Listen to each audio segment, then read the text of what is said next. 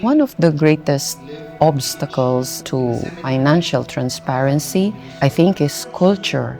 In the past, there is this culture of discretion about the financial information. I am Sister Elizabeth Cruz, a religious of the Cenacle. I'm from the Philippines, but I've been living here in Italy for the past 17 years. I'm the general treasurer of the congregation, but very soon I will return to my country. In the recent years, I think there is a changing culture from that culture of secrecy or discretion to a culture of transparency.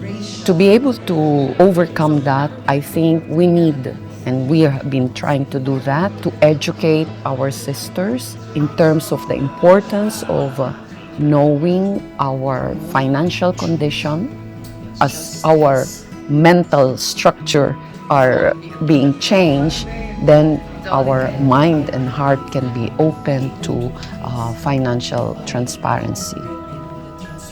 More than a decade ago, our congregation embarked on a journey to live out who we are as one apostolic discerning body.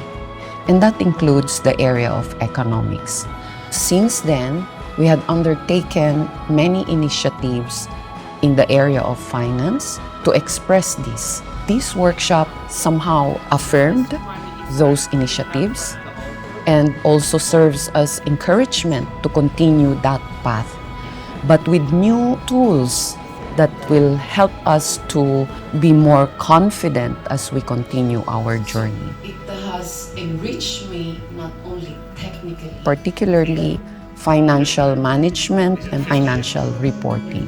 The sessions that we had gives us a tool and encourages us to really help make our reporting reflect our mission, the story of our mission, the story of how we try to be transparent and accountable, not just to one another, but also to the people that we serve.